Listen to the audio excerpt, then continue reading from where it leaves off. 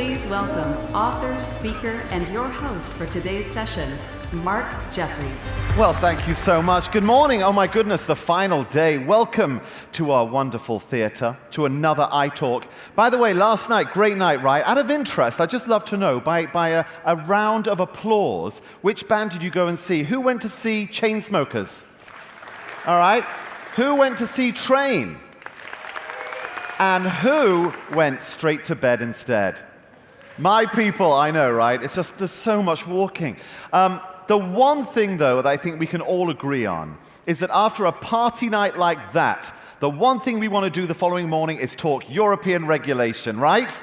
So you see this excitement. Let's get on with this.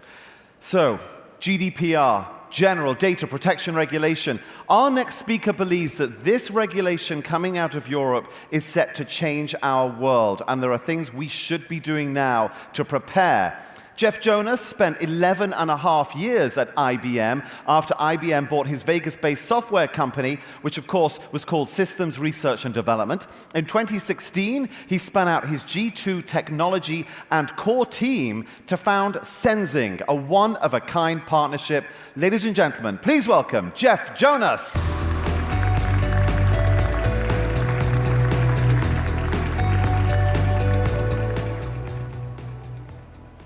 Does Mom know we're here? I didn't tell her, did you? No. All right, we'll keep it quiet. Yes. Good luck, brother. Thank you, man. Good morning. I love Vegas. I've lived here half my life, moved SRD here. One of the systems that we built with my custom software company was for Griffin Investigations. They're like a surveillance intelligence arm for the casinos. They had this mug book, but it was very difficult if you're looking through the camera seeing somebody that you maybe think suspicious, and they'd have to flip through this mug book. So in the 90s, we built this system that put it online, and then in 96, we added facial recognition. And a thing that turned out about this system, which I didn't really appreciate till a little bit later, was that it was used to help bring down the MIT card count team. So if you've seen the book, Bringing Down the House, or read the book, or saw the movie 21, my team and I had our little hands in helping bring those little bastards down to their knees. Die, bastards, die. We went on to build another piece of technology known as NORA, non-obvious relationship awareness. This caught the eye of the venture capital arm of the CIA called Immutable. We took 2 rounds of funding from them, and then IBM acquires my company. 2009, we start this G2 software, and we spin it out, as you just heard. So this system that I mentioned called NORA, the casinos wanted to better understand who they were doing business with. They wanted to take all the good guy databases, they wanted to take all their bad guy databases, including the one on the lower left, which is the regulators say if you do business with them at all, you will lose your gaming license or be heavily fined. So in one of these early projects, we took 18 watch lists, 15 million customers, 20,000 employees, ran it through NORA to produce alerts.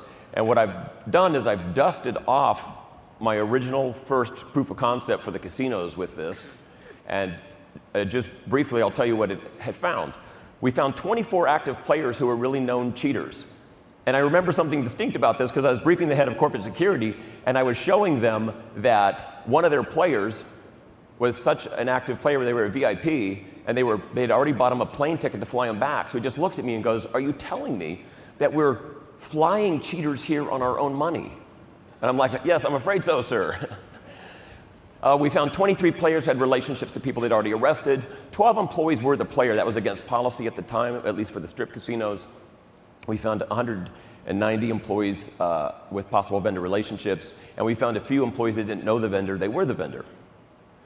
Now the thing is how do you do this? And it's easy if they're idiots, but there's a general tradecraft that holds true in all the bad guy hunting that my team and I have been doing over the years. This holds true from whether these are people who have lots of different names and AKAs, date of births, social security numbers, where they're altering them all the time for the casinos. But we also found this same tradecraft is just used everywhere in every domain, including counterterrorism, anti-money laundering, and I call it channel separation.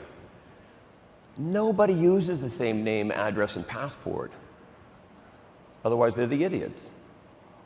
And if you can't figure out how to weave them together like this, you just can't catch clever bad guys, period.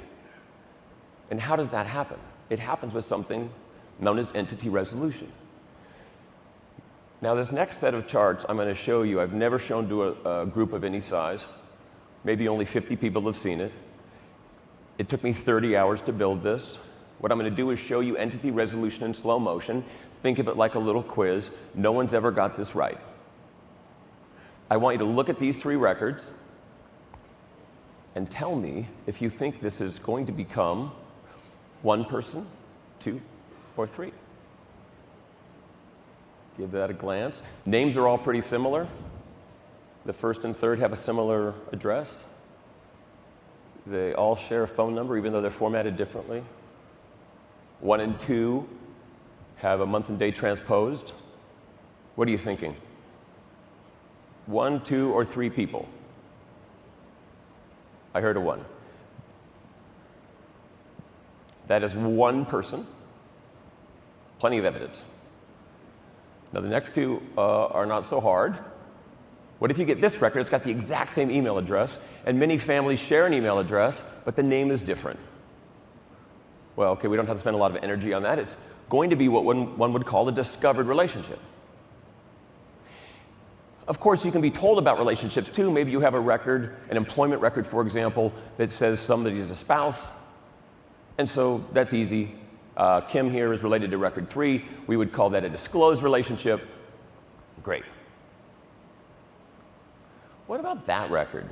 What do you think about that? Could you be confident that it's entity E1 just on a name and a date of birth? And we would say that's not a good enough evidence, and therefore you would call that a possible match. Okay, now what would you do with this record? It's only got the email address. Who is it?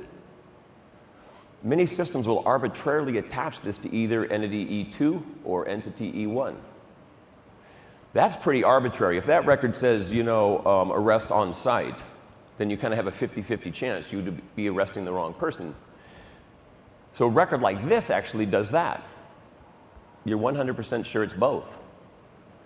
Now, if E2 did not exist, that record would belong to E1 with some certainty, and if E1 didn't exist, then you could be certain or have some confidence it would be a member of E2. Okay, what about that? Take a good look at that. Anybody want to call out what you think happens next?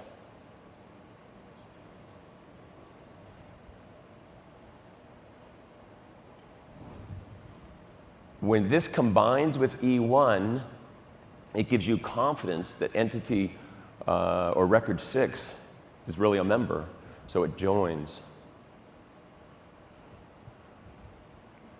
What about that? Take a good look. Notice that the ID number is the same as record 3, the name's the same, but the date of birth is completely different than record 1 and 2. This becomes evidence that record 3 is really a senior and never belonged. So when this record shows up, that happens. Only a couple more. That took a long time. Try to appreciate that. What about this? Now, what most people do is you would compare 10 to 1 and say there's not enough information. And you would compare 10 to 2 and say there's not enough information. And if you looked across each of those records individually, you would realize it didn't have enough evidence to match any of those records. But only if you thought about those records together in E1 could you have some confidence that that record actually belongs here. We call this entity-centric learning. This is the thing that's so key in catching clever bad guys.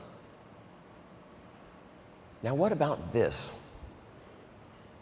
What if you have to delete this record? Maybe it expired, maybe somebody said, you should have never loaded the record. Maybe under this GDPR law, there's a right to erasure, you have to forget it.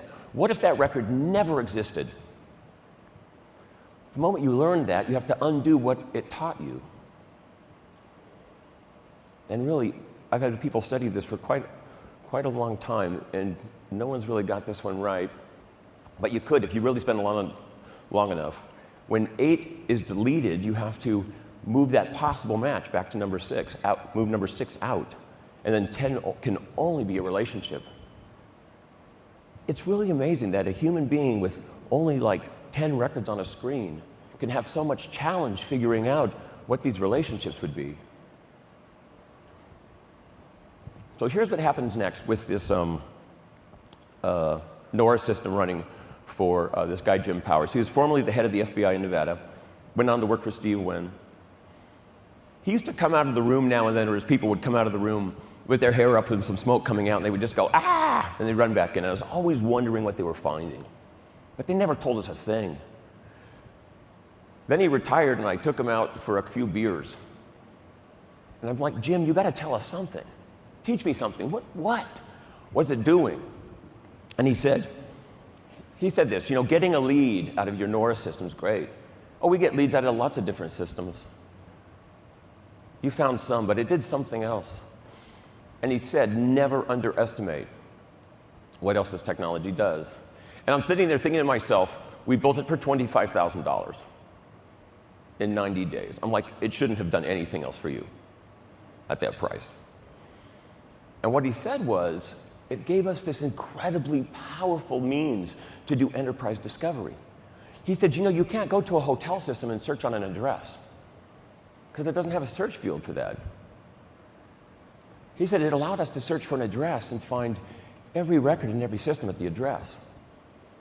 And because entities or records are rubber banded together and resolved, you could search for something on a phone number and find somebody, and then find records in the enterprise that never even had the phone number. And he said, never, you know, underestimate what that did for us in terms of like an investigative and really thorough enterprise search. And it really took me years and work with governments and catching really bad guys to fully appreciate the significance of that. And then GDPR happens. GDPR, if you're a resident in the EU, you can go to any company and basically say, tell me what you have about me. And then there's a right to rectification. They have 30 days to fix the data. I mean, you have 30 days to find the data, show them the data, then they have the right to have the data fixed. You have to make the data portable where you can give them all the data you know about them so they can take it off to do whatever they want with it. There's a right of erasure where they can tell you you have to forget it. And there's big fines. You know, right now you have a right in Europe to go ask for data, but it comes with a fee. Now it's going to be free. And then there's these big fines that the regulators are going to put forward. 20 million euros or up to 4% of global revenue. So here's the thing, is GDPR compliance starts with this one seemingly simple question, what do we know about the subject? And it turns out this is an incredibly hard question to answer. And here's why. I'm going to show you this in 4 challenges. So here you have a data access request for this Liz Reston. The person searching is going to have to remember to search all of your customer databases, your loyalty club databases, your vendor databases, and so on. Will they remember to search the payroll system? Because maybe this person was terminated for cause 3 years ago. Would they remember to search that? And then, of course, you've got all of these as well. It's going to be almost impossible. Then you have this problem, data variation. Sure, you can find this record, same name, same email. But would you find this record? Elizabeth and a work email address? How about this record where Reston is misspelled? How about these records where there's maiden names? Can we even imagine or hope that the person doing this search is going to remember to search for Elizabeth and Beth and Liz and Lizzie, or all the spellings of Mohammed, including M-U-H-D? Not likely. The third challenge is, and this is often overlooked, but it goes back to that comment that Jim Powers made to me, is sure, the payroll system maybe has the email address, but it doesn't have a search field for that. If you go to the payroll system, it's going to ask you for, you know, employee number, name, date of birth, maybe social security number. It doesn't even have a search field. What are you going to do, go to the IT department and ask them to run a query? And the fourth challenge is just because it looks alike doesn't mean it is alike. Here, the email address is the same, but it's a different name. Many people share the same, families share the same email address. Man, you do not want to take your loyalty club data from Bob and then send it to Elizabeth. I mean, you've just been the subject of your own data breach. And it's really these 4 things make individual system search really impractical. In fact, it's unreliable and risky. is kind of like going to the library and having to individually search all the floors, aisles, shelves, because you don't have a card catalog. And so herein lies what we're calling the missing link, is you have all these GDPR processes in place where these companies do as they prepare for this law coming out in May. And Liz is going to show up and say, what do you know about me? And then they're going to find out they don't have a card catalog like at the library to actually find the data. We commissioned a study in Europe in January. We surveyed over 1,000 companies, and none of them feel ready. But more interestingly, kind of to prove our hypothesis about this, is on average they're expecting 250 inquiries a month. They're on average think they have 43 databases. They think each search is going to take 7 minutes. I think this is grossly understated. And in total, this is going to mean 7.5 full-time people just to search for data. Holy crap. So the idea with single subject search is you entity resolve that data, you create a central search index, you come and search here, and out of here you get a bunch of search results. And it's kind of an internal report, and it tells you you don't have to go search 43 systems. There's just these records. Don't be fooled when you go search the customer database. There's going to be 2 records. And here's some possible matches. There's a possible relationship. Look at that to be sure. And this, in fact, is enterprise discovery. It goes right back to that thing Jim Powers taught me that took me a few years to fully appreciate. Now, the next thing I want to mention is search abuse. I've spent a lot of time, over the last maybe 15 years, trying to build privacy into the things that I do. And I want to talk to you for a second about search abuse. This is when somebody is searching a system for somebody that they shouldn't. You'll see famous people in the hospital, and suddenly somebody's searching the database, and you're seeing information being sold to, tabloids. If you have a friend of a friend that has a cop friend, and you give them a plate number, and they pull the plate for you, that's abuse. You can imagine somebody maybe not getting a subject access request, but they just are curious about I drew that. I'm going to tell you what that is. That's your daughter and her new boyfriend, okay? And you're like, I'm curious, and so you search up one Sam Preston. That would be an abuse. Now, I've been talking about this and writing about this for some time, about this type of thing, and the idea is to have a tamper-resistant audit log so that every time somebody searches for something and see results, you record it in a way that is, you can't scratch it out of existence. You imprint it in stone. We talked about this in the paper I wrote with Ann Kavukian, the creator of Privacy by Design, and Peter Swire, first privacy officer in the White House, and I penned this paper on the right about it, especially in non-transparent government surveillance systems. But the question is how to do that. And it turns out there's a great way to do it. And so one of the things that we've just done recently, which I'm super excited about, is we built a prototype around this. And now we've got it in our engineering queue to actually write this. This is a perfect use for blockchain. This is a fabulous use case to use a distributed ledger. So, we're hoping to have the first GDPR single subject search with blockchain. This is the Hyperledger Composer. We had help doing this. I'm just calling them out. Jerry Cuomo is our fellow at IBM that helped lead this, and Paul Davis actually built the prototype, so we're super excited about that. Ooh, now I'm going to demo this, which is really spooky since it's the latest build yesterday.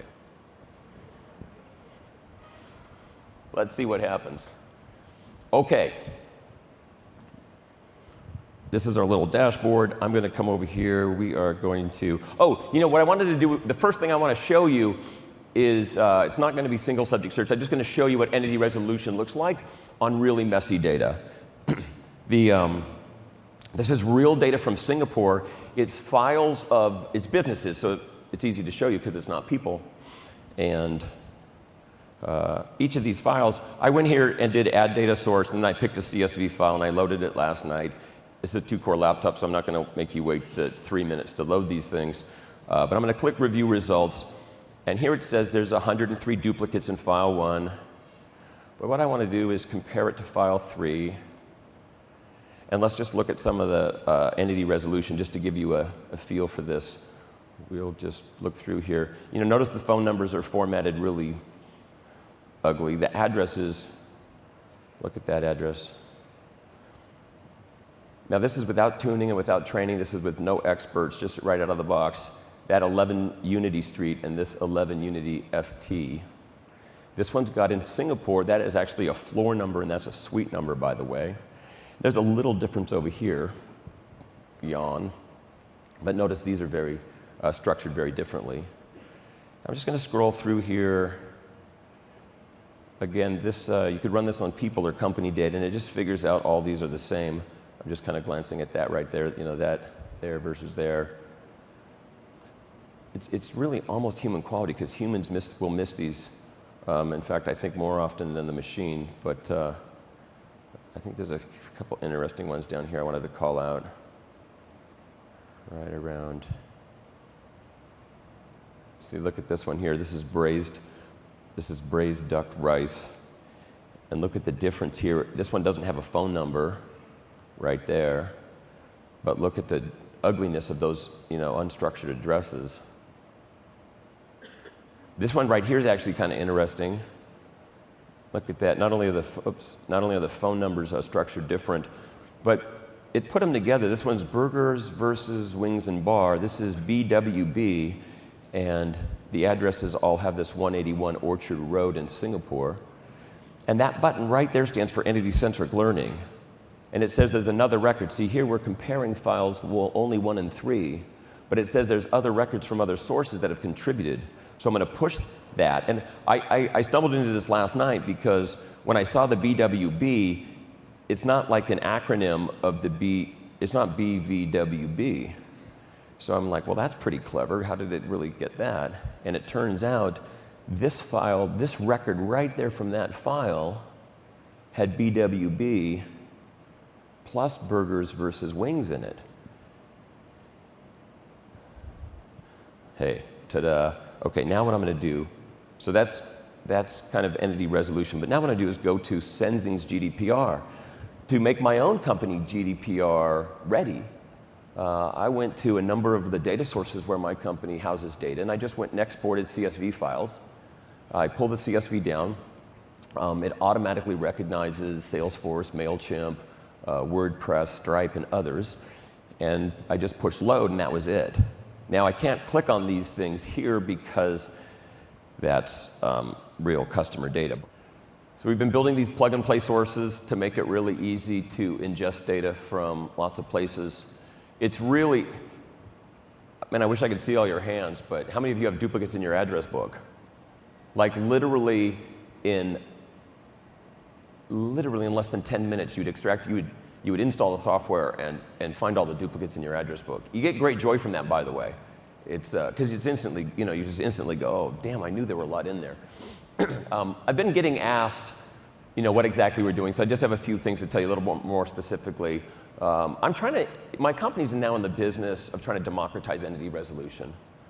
There's like 50 companies out there all selling entity resolution, and it's call for a quote. It's really expensive, you know, but what about the pet store owner that's got, you know, maybe 3 stores and she's got 3,000 people on her mailing list? You know, what are they going to do to clean up their mailing list? I want to add one other thing to this, and it's kind of a secret. I really don't say this out and about, but every time I have a team call, I tell my team what's going to make our company actually great is this. That's kind of my master plan, is really to democratize it and provide a community edition and have prices starting at $300 a month or something. We're doing stuff for developers. It's just hardcore APIs. If you want to integrate and call entity resolution like a function from Java, C, or Python. And we have a workbench now, which you just saw, and then we're going to go do it across these different domains. This is happening right now. Then I just want to add this now is, it's really, I had a great, you know, IBM was really good to me when they bought the company, and they were really good to me for 11.5 years. Just an incredible journey. And I was really grateful for the unique spin out. And I was trying to think of what to do with this group and think, and IBM is kind of just a big thank you. So what I've got planned is I'm going to give you a password in a second, and you're just going to be able to download the software for free. I was going to let you download it today, but I actually found a bug yesterday that I didn't want you to experience. So I'm a little depressed about that. So, but anyway, and literally in under 15 minutes, you're going to be able to clean up your address book. Maybe if your company has a bunch of dupes in Salesforce, you will be able to fix those in 5 or 6 more minutes, and so on. There's no obligation on this, of course. You don't have to give it a credit card number. It's not a trick. But I think you get joined 15 minutes. And so I just thought of this a couple days ago that I would offer this. And then I thought, well, someone's going to find some bugs, and maybe I should have a bug bounty program. So I kind of dreamt up this challenge. It depends on really how many people contribute, but I'm thinking if more than 500 people contribute comments, maybe I'll have I will have a big bounty like that, which you can have the cash roll, let you donate it to wherever you want. And then I wanted to do a random drawing. So if anybody that contributes anything, I'm going to take you to dinner, and then I'm going to tell you all the other stories about Vegas. It'd be a good dinner. Under friend DA, of course. Anyway, you would just click that little button there, and the password's called ThinkG2. It'd be a great honor to have you to download it and try it and find some bugs and even win some money. It'd be even more fun, really, to take somebody to dinner. Anyway, I just want to say thank you to everybody. I'm super accessible. I answer every email I get from everybody on Earth. So if anybody ever just wants to email, whether it's about what we're doing or not what we're doing, feel free to reach out. Great. Thank you.